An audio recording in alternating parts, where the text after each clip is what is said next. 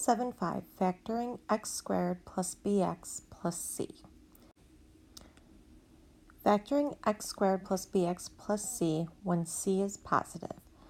Algebraically, we would say x squared plus bx plus c equals x plus p times x plus q. When p plus q equals b and p times q equals c. So what they're saying is these two, p and q, are numbers. So when we have x plus p times x plus q, when you take these two numbers and add them, they're going to equal b. When you take those two numbers and multiply them, they will equal c. When c is positive, so when this is a positive number, p and q will have the same sign. So they will either both be positive or they'll both be negative. Because when you multiply them, they end up equaling c. So it's either going to be a positive times a positive to get a positive here, or a negative times a negative to get a positive here. So here are a couple examples. We have x squared plus 6x plus 5 is equal to x plus 1, x plus 5. And another example,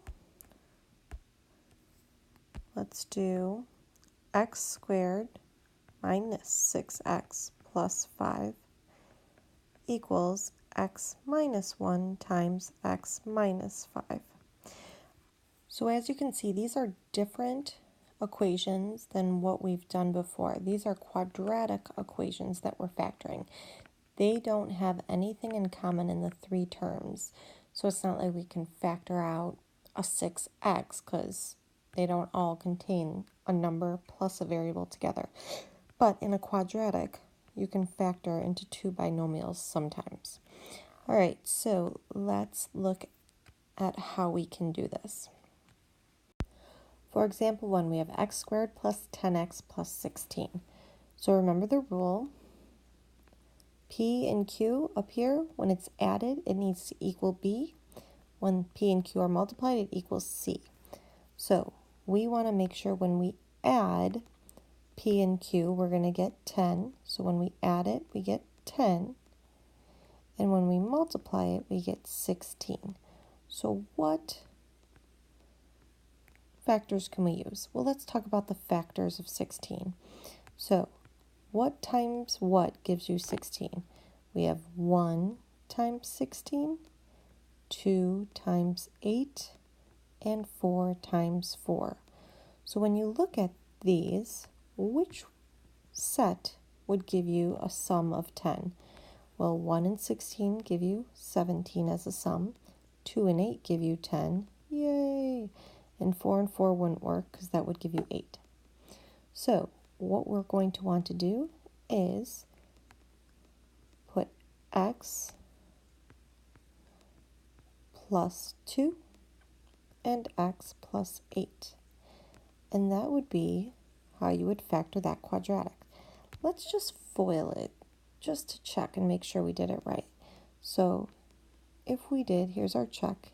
X plus 2 times x plus 8. Well, x times x is x squared. X times 8 is plus 8x. 2 times x is plus 2x. And 2 times 8 is plus 16. So we have x squared plus these two added together give you 10x plus 16. And that's great. It gives us our original quadratic equation. So this right here is the correct answer. Okay. So let's do another one together. The way that I usually write them, I don't have that table, although it was very handy, but I usually, if I write x squared plus 7x plus 6, above this number, I write down the different factors. So we have 1 times 6, 2 times 3. So I need to know which of these sets of factors, when you add them, give you 7. 2 and 3 give you 5, 1 and 6 gives you 7. So this number's used. So let's do x plus 1 times x plus 6. And we believe that is our answer. Let's do a quick check just to make sure. So if I were to FOIL, x plus 1 times x plus 6, this is your check. We have x times x, which is x squared, x times 6, which is 6x, 1 times x, which is 1x, 1 times 6, which is plus 6. Then we get x squared, add the like terms together, plus 7x plus 6, and that is fabulous because it's what we started with. All right, I would like you to try to factor number 2 on your own.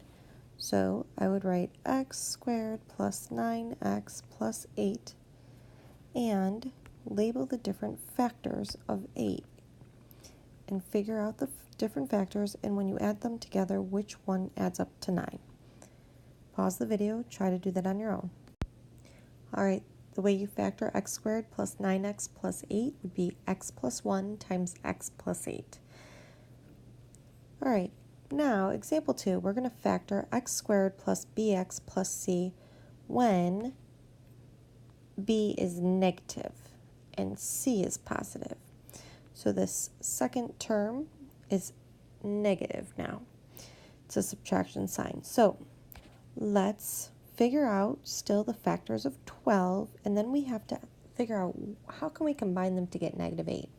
So factors of 12 are 1 times 12, 2 times 6, 3 times 4.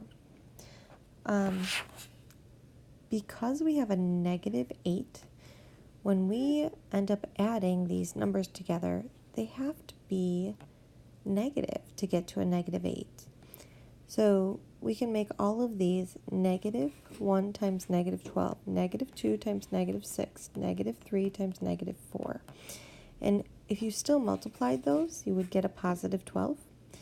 And when you add them, we would get some negative numbers, which is what we want. So we have negative 13, negative 8, and negative 7. So the winner would be the negative 2 times negative 6. So the way we write that, we can just write x minus 2 times x minus 6. And I know sometimes it can be confusing because we say negative versus subtraction, but please note that if you look at this, you can always think of it as x squared plus negative 8x plus 12. All right, so let's just FOIL it to make sure that it works. And we have x minus 2 times x minus 6. We're going to do a check. X times x is x squared. X times negative 6 is minus 6x. Negative 2 times x is minus 2x. Negative 2 times negative 6 is positive 12. So combine your like terms. We have negative 6x and negative 2x. Don't forget to take those signs in front, so you get minus 8x plus 12, and that is fabulous because that's what our original quadratic equation was. So x minus 2 times x minus 6 is the correct answer. So I'll do one more with you, and then I would like you to try one on your own. So let's write this w squared minus 4w plus 3. So this one's kind of easy because there's only the factor of 1 times 3 to get 3. But we have to see that this would be a negative. If I did x plus 1 times x plus 3, this would not work because when you FOIL, you get x squared plus 3x plus 1x plus 3. These added together would give you a positive 4x. That is not what we have in our original equation. So let's erase this and realize that if this is negative and this is positive, both of these have to be the same sign, and if it's negative here, we have to add two negative numbers.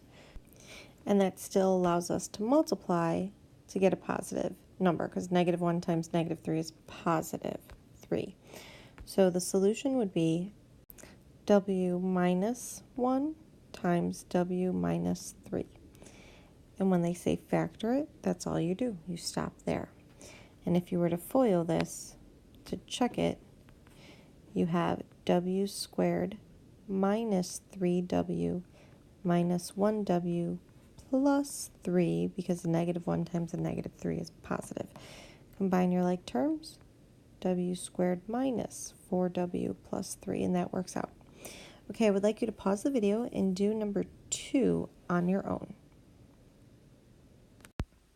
So the way you factor n squared minus 12n plus 35 is n minus 5 times n minus 7. All right, factoring, example 3, factoring x squared plus bx plus c when c is negative. I think this looks slightly different on your notes. That's okay. It's saying the same thing. So what we're going to do is we still want to find the factors of negative 21, but we have to add those factors up to get 4. So it gets, I want to say, just a little bit more challenging, but it's still definitely doable. Okay, so factors of negative 21, we could do 1 times negative 21. We could do negative 1 times positive 21. We could do positive 3 times negative 7. Or we could do negative 3 times positive 7. Now the sum of these factors would give us different numbers. 1 plus negative 21 would give us negative 20. Negative 1 plus 21 would give us positive 20. 3 plus negative 7 would give us a negative 4. Negative 3 plus 7 would give us positive 4. So when we look here, we have a positive 4. So the winner is right here. So this means when I factor this quadratic, I would do x minus 3 times x plus 7. If we were to check this, hopefully it would turn out right. So we would have x squared plus 7x minus 3x, negative 3 times 7, negative 21 or minus 21. Add your like terms, x squared plus 4x minus 21. And that is what we started with, so we did good. This is your answer when you factor it. Okay, the next 4 they want you to do on your own. I'm actually going to do number 7 with you. We can also make a note here that this is y. It's hard for me to write it, but that's their little formatting issue. So it's y squared minus y minus 42. All right, for number 7, when you look at this, you have to notice that c is negative, so minus 30. So one of your answers is going to be a minus, and one is going to be an addition. All right, so let's first rewrite it. Y squared plus 13y minus 30. Now I'm going to find factors of 30. So I have 1 times 30, 2 times 15, 3 times 10, 4 does not go into 30, 5 does, 5 times 6. And I know I'm done when there's no numbers in between these two. Because I went 1, 2, 3, 4 doesn't work, 5, and then we have 6, and then it goes up to 30. Okay, so you actually have, when you look at this, there are 2 combinations that could have a sum of 13. So we have 2 and 15, and we have 3 and 10. Both of those could potentially have a sum of 30. So what you have to do is analyze your situation. When you take the 2 numbers, so we'll put y in front of both of these, because when we multiply and FOIL, we're going to have y times y squared instead of x. But now let's figure out the p and the q. So if we were, I'm just going to try, some people might say, hey, 3 and 10, because when those get added together, you get 13. But watch what happens. If I were to FOIL, I get y squared plus 10y plus 3y, everything's great, plus 30, not okay anymore. So that would not work out. So what you have to notice is that we have the negative 30. So that means that one of these is going to be addition and one is going to be subtraction. These signs are only the same if you have a positive c. But since we have a negative, one's going to be positive and negative, so when we multiply, you get the negative number. So we now know we don't want to use 3 and 10, we want to use 2 and 15. So now we have to figure out, do I put the 2 here or do I put the 2 here? So to add up to positive 13, we are going to make our 15 positive and our 2 negative, because 15 minus 2 would give us the 13. So this is the correct answer. When you FOIL, you get y squared minus 2y plus 15y minus 30. Combine these, you get your plus 13y. So pause the video, do the other 3 on your own, and then unpause it, check your answers. Okay, so make sure you have these answers for numbers 5, 6, and 8. At this point, we're going to conclude the video notes for day 1, and we will do the word problems and do a recap for day 2 later on.